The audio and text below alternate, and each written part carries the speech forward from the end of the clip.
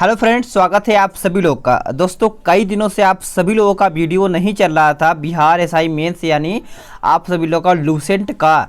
तो आप सभी लोगों से माफ़ी चाहेंगे हाथ जोड़ करके। तो चलिए कोई बात नहीं, अब आज से आप सभी लोगों का क्लास स्टार्ट हो जाएगा। ठीक है।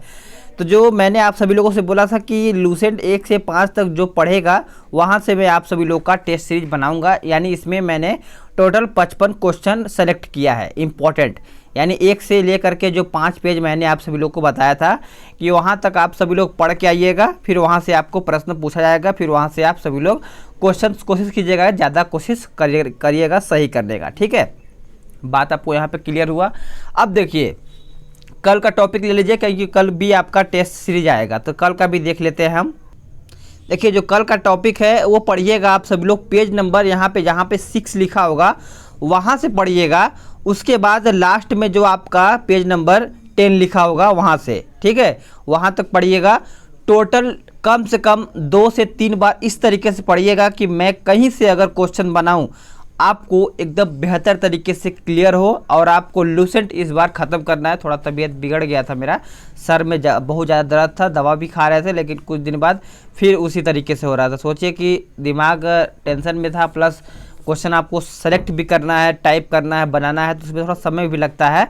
ये नहीं कि कॉपी पेस्ट करना है। समझ पा रहे होंगे सभी लोग। तो आप सभी लोग तो समझ ही पाएंगे क्योंकि आप सभी लोग ग्रेजुएट हैं। ठीक है, चलिए कोई बात नहीं है, जो हुआ सो हुआ। लेकिन अब से आप सभी लोगों का क्लास स्टार्ट हो जाएगा। बस आप सभी लोगों से रिक्वेस्ट है कि वीडियो को करना क्या है आपको कि वीडियो को लाइक कर दीजिए। कि अब मोटिवेशन आप पैदा करेंगे मेरे को। वीडियो को लाइक कीजिए, ज़्यादा से ज़्यादा लोगों के पास शेयर करें ताकि और भी लोग इस वीडियो के माध्यम से अपना प्रैक्टिस और भी बेहतर कर पाएँ। ये सभी एग्ज़ाम के लिए महत्वपूर्ण है, चाहे कि आपका रेलवे हो, चाहे आपका पुलिस हो, चाहे आपका दरोगा हो, चाहे आपका दिल्ली पुलिस, यूपी पुलिस, मतलब कोई भी एग्ज़ाम आप लूसेंट से अगर कवर करना चाहते हैं तो आप बेहतर तरीके से कवर कर पाएंगे।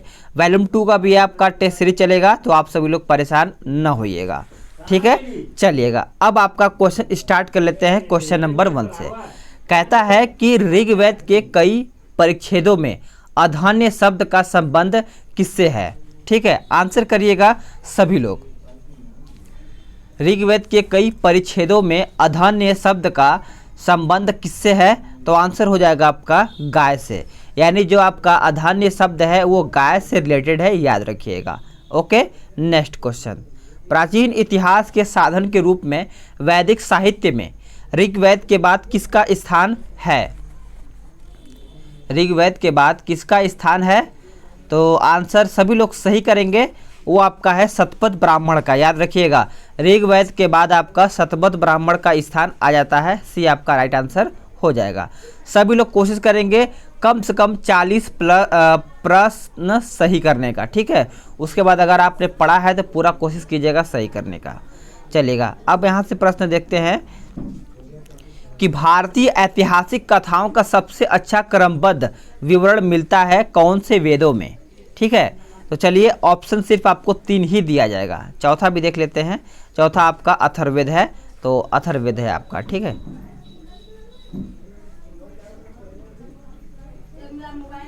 आंसर करिएगा। देखिए, तीसरा का आंसर क्या हो जाएगा, सबसे अच्छा जो क्रमबद्ध विवरण मिलता है वो आपका मिलता है किसमें, तो तीसरा का बी हो जाएगा, पुराणों में मिलता है। याद रखिएगा, इसके रचयिता लोहमर्ष तथा इसके पुत्र अग्रश्रवा माने जाते हैं। आपके लूसेंट में दिया होगा अगर आपने बेहतर तरीके से पढ़ा होगा तो। याद रखिएगा, बी आपका राइट आंसर हो जाएगा। ठीक है, चलिएगा अगला क्वेश्चन है कि संस्कृत साहित्य में ऐतिहासिक घटनाओं को क्रमबद्ध लिखने का सर्वप्रथम प्रयास किसके द्वारा किया गया है, तो आंसर हो जाएगा आपका ऑप्शन बी, कल्हड़ के द्वारा। याद रखिएगा, बी आपका राइट आंसर हो जाएगा। याद रखिएगा, कल का टॉपिक मैंने आपको बता दिया है, तो कम्युनिटी पर भी मैं पोस्ट कर दूंगा ताकि आपको बेहतर तरीके से क्लियर हो पाए। अगला क्वेश्चन है कि ऋग्वेद ऋचाओं के क्रमबद्ध ज्ञान के संग्रह को ऋग्वेद कहा जाता है। इसमें कितने मंडल और कितने सूक्त पाए जाते हैं। ये तो उम्मीद है सभी लोग आंसर सही करेंगे। क्वेश्चन नंबर 5 का तो आंसर क्या हो जाएगा, पांचवा का आंसर हो जाएगा ऑप्शन ए, 10 मंडल 1028 सूक्त पाए जाते हैं, याद रखिएगा, ये आपका करेक्ट आंसर हो जाएगा। अगला क्वेश्चन है कि इतिहास का पिता किसे कहा जाता है। इतिहास का पिता किसे कहा जाता है, तो याद रखिएगा हेरोडोटस को इतिहास का पिता कहा जाता है। इसने अपनी पुस्तक हिस्टोरिका में भारत फारस संबंध का वर्णन किया है, याद रखिएगा, हिस्टोरिका। ठीक है, क्वेश्चन नंबर 7 पे चलते हैं। क्वेश्चन नंबर 7 कहता है कि मेगास्थनीस सेल्यूकस निकेटर का राजदूत था जो किसके दरबार में आया हुआ था। एक भी क्वेश्चन नहीं छोड़ेंगे और एक भी टॉपिक नहीं छोड़ेंगे, लूसेंट पूरा कवर करते चलेंगे, क्योंकि कम पेजेस लेंगे तो ज़्यादा क्वेश्चन आपका यहाँ पे कवर होगा। जितना क्वेश्चन होगा, चाहे 50 हो, 60 हो, 70 हो, मैं क्वेश्चन कवर करूँगा। कोई फिक्स नहीं रहेगा कि एक सेट में 50 प्रश्न रहेगा, मेरे ऊपर है, जितना इंपॉर्टेंट होगा मैं सभी ले लूँगा। ठीक है, बस आप बेहतर तरीके से उसको रिवाइज करते चलिए। तो आंसर आपका बी हो जाएगा, चंद्रगुप्त मौर्य। डाइमेकस किसका राजदूत था। डाइमेकस किसका राजदूत था, तो आंसर हो जाएगा अंतियोकस का, याद रखिएगा, ये आपका करेक्ट आंसर हो जाएगा क्वेश्चन नंबर 8 का। ठीक है, नेक्स्ट क्वेश्चन, निम्नलिखित में से कौन चीनी लेखक नहीं है। इसमें से पूछा गया है चीनी लेखक कौन नहीं है, तो आंसर हो जाएगा आपका ऑप्शन डी, अल बरूनी। अल बरूनी चीनी लेखक नहीं है, ये आपका अरबी लेखक है, याद रखिएगा। कौन सा लेखक है, अरबी लेखक। बाकी फाहियान, सनयुगन, हेंसवांग ये सब आपके चीनी लेखक हो जाएंगे। अगला क्वेश्चन है, कौन अरबी लेखक है जो महमूद गजनवी के साथ भारत आया था।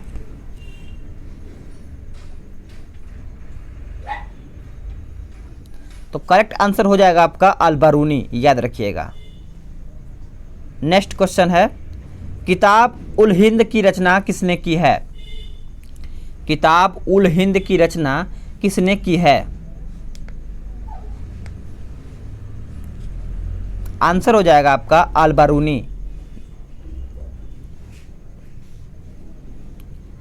इब्न बतूता यह विदेश यात्री यह किसके शासनकाल में भारत आया था। वेरी इंपॉर्टेंट क्वेश्चन, एग्जाम में पूछा जाता है ये प्रश्न।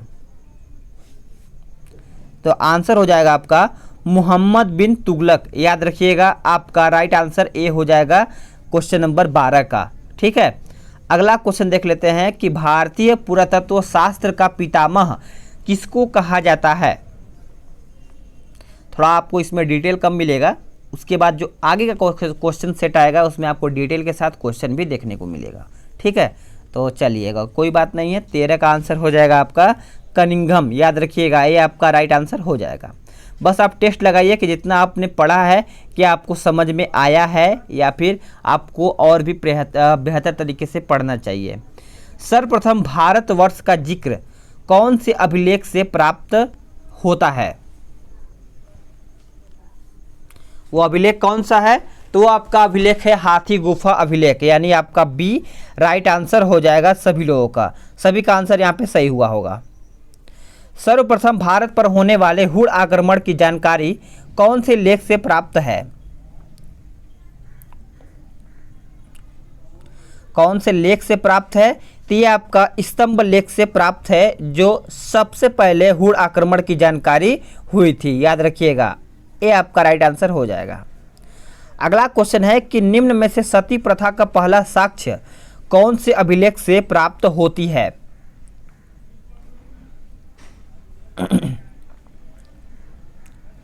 तो ये आपका एरर अभिलेख से प्राप्त होता है, डी आपका राइट आंसर हो जाएगा। क्वेश्चन नंबर 17, सर्वप्रथम सिक्कों पर लेख लिखने का कार्य कौन से शासकों ने किया है। कौन से शासकों ने किया है, तो यवन शासकों ने सर्वप्रथम सिक्कों पर लिखने का जो शुरुआत किया था वो कौन किया था, यवन शासकों ने, याद रखिएगा। क्वेश्चन नंबर 18, अभिलेखों के अध्ययन को क्या कहते हैं। जो अभिलेख है उसके अध्ययन को क्या कहते हैं। तो याद रखिएगा आपका राइट आंसर हो जाएगा ईपीग्राफी, यानी ईपीग्राफी से आप अभिलेखों का अध्ययन कर सकते हैं। ये आपका राइट आंसर हो जाएगा। तो उम्मीद है आंसर सभी लोग नोट कर रहे होंगे और अपना काउंट भी कर रहे होंगे कितना मेरा सही हो रहा है, क्योंकि लूसेंट है, इसको आप ध्यान में रखते चलेंगे तो आपको हर एक एग्जाम में इससे बहुत ज़्यादा हेल्प देखने को मिलेगा। उत्तर भारत के मंदिर की कला शैली को नागर शैली कहते हैं, उसी प्रकार दक्षिण भारत के मंदिरों की शैली को क्या कहते हैं? ये सभी आपका क्वेश्चन लूसेंट में दिया हुआ है, तो अगर आपने बेहतर पढ़ा है तो आंसर भी सही करेंगे आप। तो ये आपका द्रविड़ शैली हो जाएगा। देखिए द्रविड़ पक्ष नागर और द्रविड़ दोनों शैलियों प्रभाव पड़ा है, इसको वैनिर शैली भी कहलाती है, यानी वैनिर भी शैली कहलाता है, याद रखिएगा। अगला क्वेश्चन है क्वेश्चन नंबर 20। निम्न में से किस काल में मनुष्य ने घटनाओं का कोई लिखित विवरण अधीरित नहीं किया गया है, उसे कौन सा काल कहते हैं?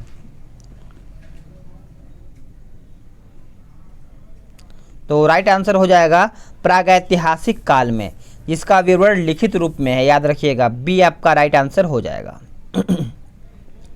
आगे चलते हैं। कहता है कि उस काल का नाम बताइए जिस काल में लेखन कला के प्रचलन के बाद उपलब्ध लेख पढ़े नहीं जा सकते हैं। तो वो कौन सा काल है? तो आपने आंसर सही किया होगा, आद्य ऐतिहासिक काल, जो कि सभी का आंसर यहाँ पे सही है जिसने भी ऑप्शन ए बताया है। अगला क्वेश्चन है कि पहिए का आविष्कार कौन से काल में हुआ था? पहिए का आविष्कार कौन से काल में हुआ था? तो नवपाषाण काल में हुआ था। अगर बात करें आग का आविष्कार कौन से काल में हुआ था? तो पूरा पाषाण काल में हुआ था। तो दोनों आप याद रख सकते हैं। अगला क्वेश्चन है क्वेश्चन नंबर 23। मनुष्य ने नवपाषाण काल में सबसे पहले कौन से जानवर को पालतू बनाया था? ये तो सिंपल प्रश्न है, लेकिन आपके एग्जाम में ये सब प्रश्न पूछ लिया जाता है अगर यहाँ से क्वेश्चन उठाए तो आंसर क्या हो जाएगा आपका? कुत्ता हो जाएगा, यानी सबसे पहले कुत्ता को ही कुत्ते जानवर को पालतू बनाया था, याद रखिएगा। भारत में पूर्व प्रस्तर युग के अधिकांश औजार किसके बने हुए थे? सबसे पहले जो उस टाइम औजार बनाए जाते थे तो किसके बने होते थे? चांदी के, पत्थर के, लोहे के, या फिर इनमें से सभी? तो देखा जाए तो आंसर हो जाएगा आपका पत्थर के, यानी जो उस टाइम औजार बनाए जाते थे वो पत्थर के बने थे। अब यहाँ से ये प्रश्न पूछा जा सकता है कि वो जो पत्थर थे वो कौन से पत्थर के बनाए जाते थे? तो स्फटिक पत्थर के वो सब औजार बनाए जाते थे, याद रखिएगा। ठीक है। नेक्स्ट क्वेश्चन है कि रॉबर्ट ब्रूसफुट सबसे पहले व्यक्ति थे जिन्होंने भारत में पूरा पाषाणकालीन औजार की खोज कब की थी? ये वेरी इंपॉर्टेंट क्वेश्चन है। तो आंसर क्या हो जाएगा आपका? 25 का आंसर हो जाएगा 1863 में, याद रखिएगा। ठीक है। नेक्स्ट क्वेश्चन है कि मृतकों के टीला सिंधी भाषा में किसको कहा जाता था? माफ कीजिएगा। तो करेक्ट आंसर हो जाएगा आपका मोहनजोदड़ो को। करेक्ट आंसर ए हो जाएगा।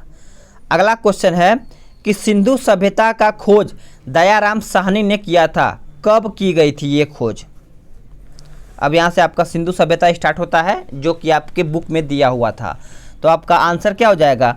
1921 में, याद रखिएगा। नेक्स्ट क्वेश्चन है कि हड़प्पा सभ्यता का सर्वाधिक मान्यता प्राप्त काल कौन सा है? तो सही आंसर क्या हो जाएगा? सही आंसर हो जाएगा आपका 2500 ईसा पूर्व से 1750 ईसा पूर्व तक, याद रखिएगा। अगला क्वेश्चन है कि सिंधु घाटी की सभ्यता निम्नलिखित में से किस सभ्यता के समकालीन नहीं थी? ये क्वेश्चन आपको बताना है। Question number 29। तो आंसर हो जाएगा आपका ऑप्शन डी, ग्रीक की सभ्यता थी, याद रखिएगा। बहुत ज़्यादा इंपॉर्टेंट है, ये एग्जाम में पूछ लिया जाता है। अगला क्वेश्चन है कि सिंधु सभ्यता यानी सिंधु घाटी के सभ्यता में घोड़े के अवशेष कहाँ मिले हैं, ये बताना है। घोड़े के जो अवशेष है वो कहाँ पर मिले थे? तो देखते हैं आंसर कौन सही करता है। तो ये आपका सुरकोटदा में घोड़े के अवशेष मिले थे, याद रखिएगा। ओके, नेक्स्ट क्वेश्चन, निम्न में से किस पदार्थ का उपयोग हड़प्पा काल की मुहरों यानी मुद्राओं के निर्माण में मुख्य रूप से किया गया था?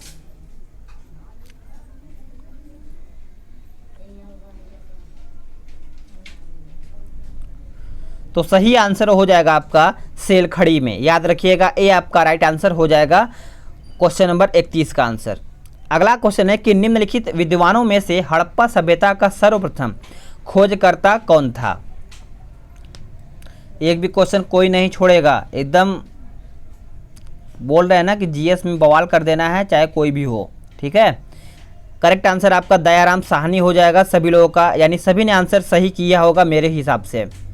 अगला क्वेश्चन है क्वेश्चन नंबर 33, पैमाने की खोज ने यह सिद्ध कर दिया है कि सिंधु घाटी के लोग माप और तौल से परिचित थे। यह खोज कहाँ पर हुई थी?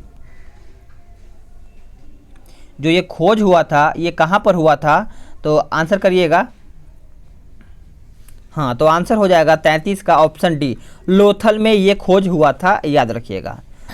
अगला क्वेश्चन है कि हड़प्पा सभ्यता के संपूर्ण क्षेत्र का आकार किस प्रकार का था?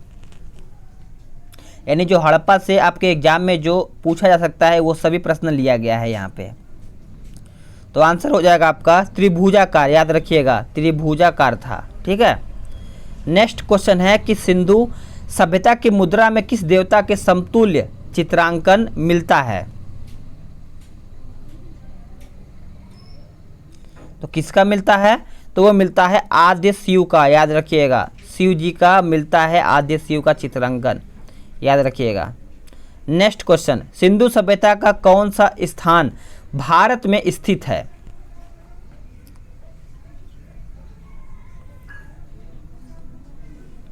तो आंसर क्या हो जाएगा आपका? ऑप्शन सी हो जाएगा लोथल, याद रखिएगा। करेक्ट आंसर आपका लोथल हो जाएगा। चलिएगा, नेक्स्ट क्वेश्चन है कि निम्न में से किस पशु की आकृति जो मोहर पर मिली है जिससे ज्ञात होता है कि सिंधु घाटी और मेसोपोटामिया की सभ्यताओं के मध्य व्यापारिक संबंध थे? तो आंसर क्या हो जाएगा? तो आपका घोड़ा हो जाएगा, यानी घोड़ा आपका करेक्ट आंसर हो जाएगा। क्वेश्चन नंबर 38, निम्नलिखित में से कौन मोहनजोदाड़ो की सबसे बड़ी इमारत मानी जाती है? वो कौन सा है जो सबसे बड़ा इमारत माना जाता है? तो आंसर हो जाएगा आपका क्वेश्चन नंबर 38 का ऑप्शन क्या हो जाएगा? विशाल स्नानागार हो जाएगा, याद रखिएगा। आपका राइट आंसर ए हो जाएगा, ठीक है। देखिए यहाँ पे कन्फ्यूजन है, विशाल स्नानागार अविशाल अन्नागार, तो याद रखिएगा स्नानागार होगा, ठीक है। थोड़ा सा भी कंफ्यूज करेगा तो आंसर आप मिस्टेक कर देंगे। हड़प्पा वासी किस धातु से परिचित नहीं थे? ये भी इम्पोर्टेंट है, लेकिन ये बहुत ही सिंपल प्रश्न है। तो याद रखिएगा लोहा से वो परिचित नहीं थे। सोना, चांदी, तांबा, कांसा, टीन एवं शीशा, ये सब सही है। बाकी आपका डी करेक्ट आंसर हो जाएगा क्वेश्चन के हिसाब से। हड़प्पा के काल का तांबे का रथ किस स्थान से प्राप्त हुआ है? किस स्थान से प्राप्त हुआ है? तो देखिएंगे आंसर हो जाएगा आपका हेमाबाद से, सॉरी दैमाबाद, याद रखिएगा। सी आपका राइट आंसर हो जाएगा क्वेश्चन नंबर 40 का। क्लियर है सभी को? पूर्व वैदिक या ऋग्वैदिक सांस्कृतिक का काल किसे माना जाता है? तो आंसर क्या हो जाएगा आपका? आंसर हो जाएगा 1500 ईसा पूर्व से 1000 ईसा पूर्व तक। आर्य शब्द का शाब्दिक अर्थ क्या है? जो आर्य शब्द का शाब्दिक अर्थ पूछा जाए तो वो शब्द अर्थ क्या हो जाएगा? तो उम्मीद है आंसर सभी लोग सही बताएंगे, श्रेष्ठ या कुलीन, जो कि सभी का आंसर यहाँ पे सही है, ठीक है। यही तैयारी होनी चाहिए सभी का। किस वेद में प्राचीन वैदिक युग की संस्कृति के बारे में सूचना दी गई है?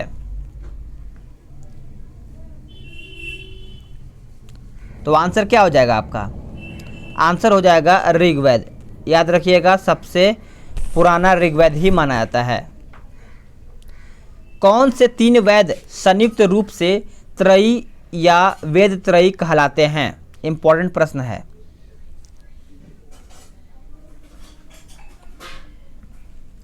आंसर हो जाएगा ऋग्वेद, यजुर्वेद और सामवेद। नोट करिएगा।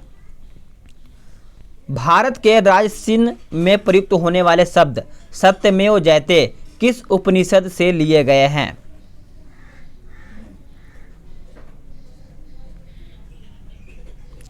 तो देखा जाए तो आंसर हो जाएगा मुंडक उपनिषद से सत्यमेव जयते लिया गया है, जो कि आंसर आपका ए आपका राइट आंसर हो जाएगा।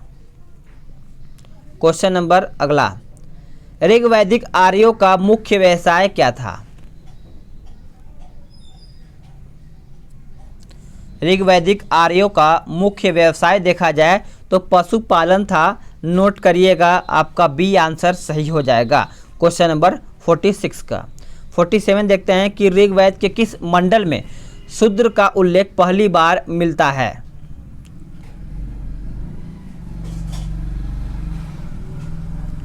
शूद्र का उल्लेख पहली बार 10वें मंडल में मिलता है, तो आपका आंसर डी हो जाएगा।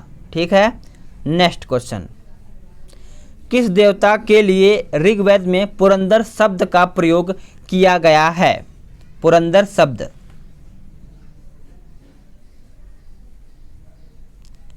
तो आंसर हो जाएगा आपका इंद्र के लिए, यानी इंद्र के लिए पुरंदर शब्द का प्रयोग किया गया था ऋग्वेद में। तो याद रखिएगा, बहुत ही ज़्यादा इंपॉर्टेंट क्वेश्चन है। आर्य भारत में बाहर आए, यानी बाहर से आए और सर्वप्रथम कहाँ पर बसे थे?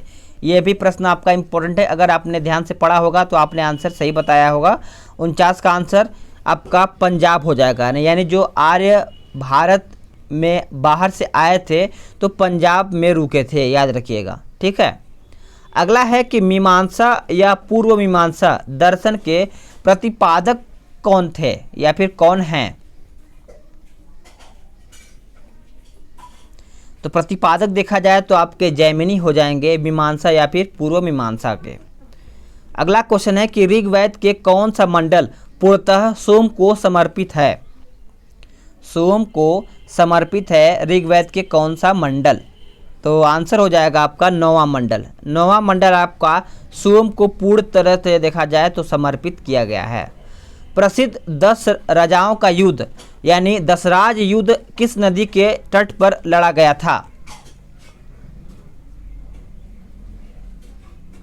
तो नदी का नाम कौन सा है? तो परशुरी नदी, याद रखिएगा, डी आपका राइट आंसर हो जाएगा सभी लोगों का। दशराज युद्ध जो लड़ा गया था परशुरी नदी पर, यानी परशुरी नदी के तट पर लड़ा गया था। ठीक है, अगला क्वेश्चन है किस काल में अछूत की अवधारणा स्पष्ट रूप से उदित हुई है? तो करेक्ट आंसर हो जाएगा ऑप्शन डी, धर्मशास्त्र के काल में।